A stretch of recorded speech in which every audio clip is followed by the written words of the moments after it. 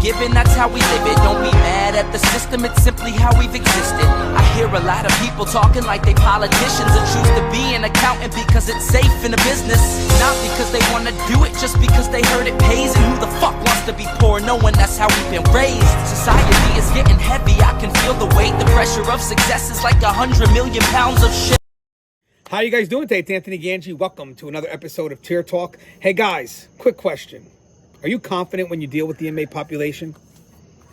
I mean, it was a great question that was sent my way and a question I want to answer in today's video. This video is going to help you with the confidence you need, the confidence that you must maintain when dealing with the inmate population. But first, guys, the video is sponsored by 3 entities. We have American Military University. If you're looking to seek that degree, get that higher level of education, please check out American Military University. They've been sponsoring me since day one. They support what we do, and they're trying to bring experience into the classroom. We also have Guardian RFID. From inmate tracking and cell checks to cloud-based business and artificial intelligence, Guardian RFID digitally transforms jails, prisons, and juvenile detention facilities of every size. Visit guardianrfid.com for more information. Guys, again, very supportive of what we do in corrections. And the WRAP, W-R-A-P. Controlling combative subjects quickly and in an upright position so they can breathe has never been more important. Departments such as Washington, D.O.C., L.A. County, San Diego County, and hundreds of other facilities across the U.S. trust and believe in the WRAP restraint. Go to saferestraints, with an S.com for contact information and mention Tier Talk to receive instructor training at no cost. Lower liability for your facility and your personnel with the WRAP. Give the WRAP a call today, 1-800-WRAP, W-R-A-P, 911. Guys, if you don't know what the WRAP is, feel free to check out the link in my description. It will show you an exact video of what the WRAP is. Now, guys, I took some notes on this one. I usually don't do bullets, but I want to make sure that I get what I need out. As you can tell, I'm moving, so I'm doing my video in a very unique spot, which is outside, because I have no furniture on the inside. But I wanted to get this thought out. Now, guys, real quick, I'm going to say something that we all know. We all know that the key to dealing with the inmate population is a phrase that we live by. Be firm, fair, and consistent. Now, Russ was able to provide me with a wake-up call in regards to what that means. Gangi, that has nothing to do with the dealing of the inmates. That's just the effect of it. It's really about how you see yourself. Obviously, you have to see yourself as being firm, fair, and consistent before you could ever think that the behavior is going to be carried outwards, that the inmates are going to receive that behavior unless you yourself see it that way. Now, guys, I'm not so much focused on fair. I mean, be fair. That's not the strength of being confident. The strength of being confident comes from consistency and being firm. That's the strength. That's pretty much the foundation of being firm, fair, and consistent, is definitely consistency. Because when you're consistent, it builds trust in yourself. And that consistency, when you are consistent, you have that trust in yourself that carries outwards. And the inmates then start seeing that, and they start trusting in what the mission is that you're supposed to carry out. Again, that level of expectation that you have to carry out that job, what's expected of you. And again, that consistency helps give the inmates the expectation of what you want from them.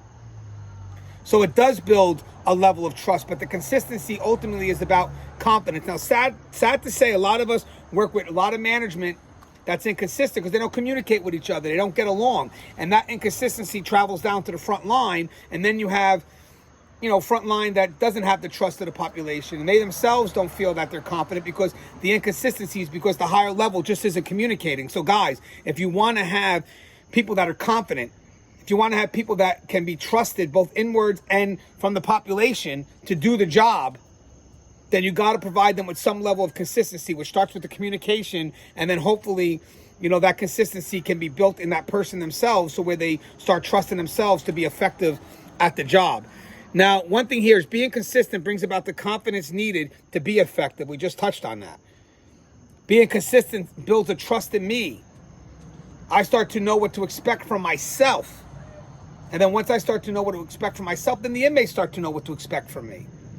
So consistency builds trust, which ultimately builds confidence. And that confidence is what makes you effective. And again, it really deals with those expectations. What do you expect from yourself first? And then what ultimately will lead to what the inmates will expect. But you yourself have to have that level of consistency, which brings trust in yourself and ultimately the confidence. Without consistency, you do not have the trust in yourself. And then without the trust, there's no way, if you don't trust yourself, that you're going to be confident. Being consistent with self brings about a level of expectation that builds trust both inwards, which is self, and outwards, let's say the inmates. We just talked about that, right? Building that level of trust with yourself will manifest its way outwards. And again, that comes with consistency and trust, that level of expectation. Being firm shows a belief in self and in the directives that must be carried out or relayed forward to the inmate population. So remember, being firm, fair, and consistent. So what's firm? You can only be firm with the directives if you believe in those directives, which means that you have to believe in your ability to carry out those directives. And that comes with some level of consistency and trust. Can I trust myself to do this job? And the more confidence that you have in yourself, the firm's going to come across. There'll be no hesitancy when you trust yourself to carry out that mission. And the inmates are looking for hesitancy. They're looking for any level of doubt in yourself. That's what they're looking for. That can come across in body language or how you relay an order, whatever the case may be. So being firm is very important. It's extremely important when it comes to carrying out those directives.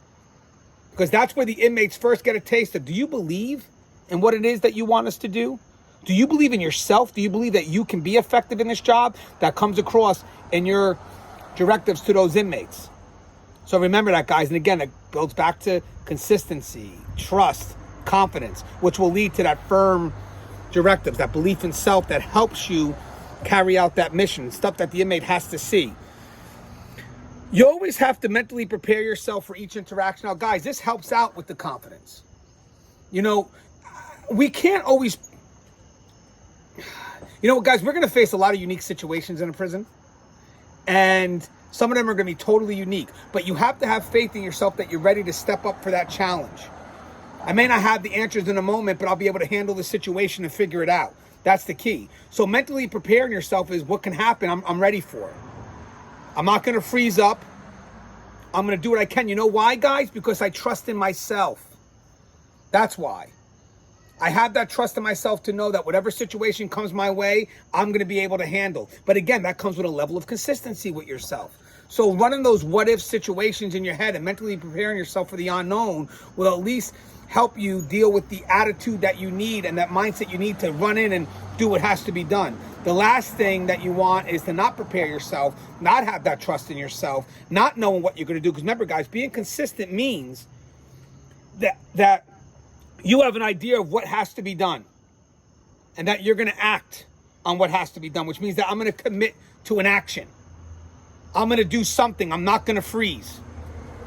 And at that point, guys, having that mindset will help you act and you won't freeze. Therefore, you're not a threat. Because at the end of the day, if something happens and, you don't do nothing, you're not helping your partner and you're also not helping the agency. So again, that consistency, that trust in yourself will help you make that decision you need that takes you out of your comfort zone and helps expand your comfort zone.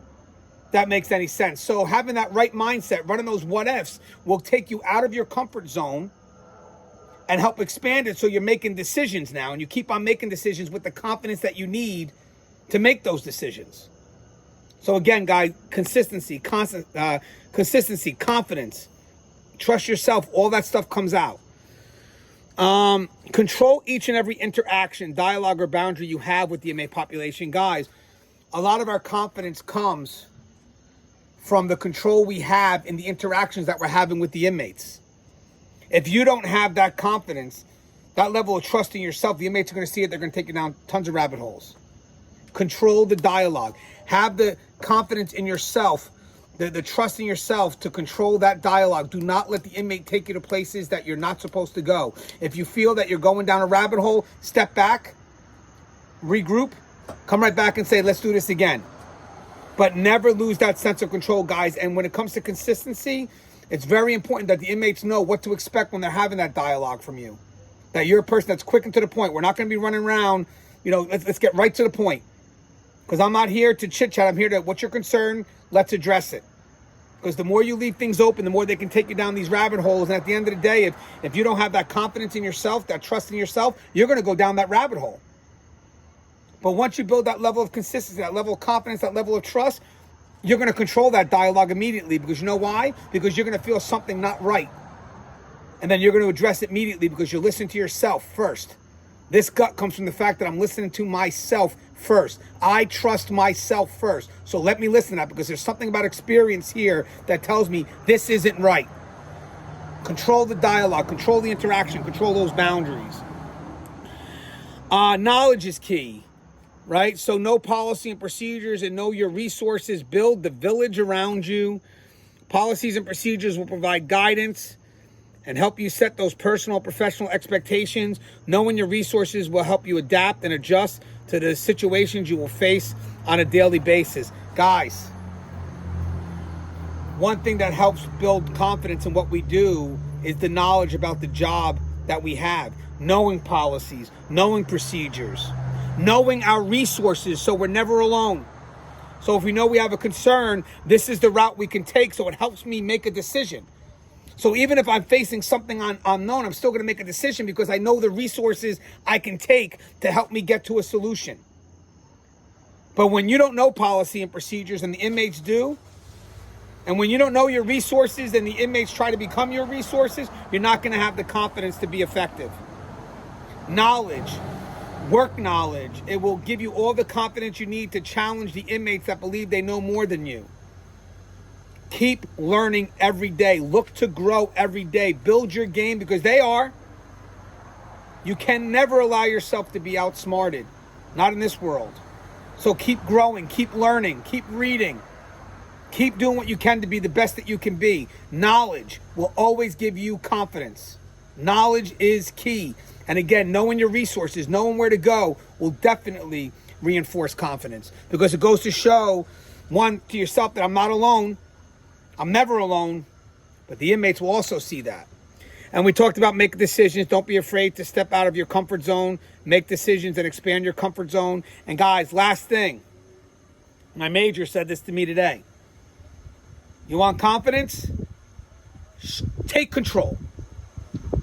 Take control. If you're dealing with an inmate and you're not in control, take control. As always, guys, the show is Teared Up. If you haven't, please subscribe, interact, engage, comment, hit that bell. Bell's going to notify you every time I post a video. Stay safe.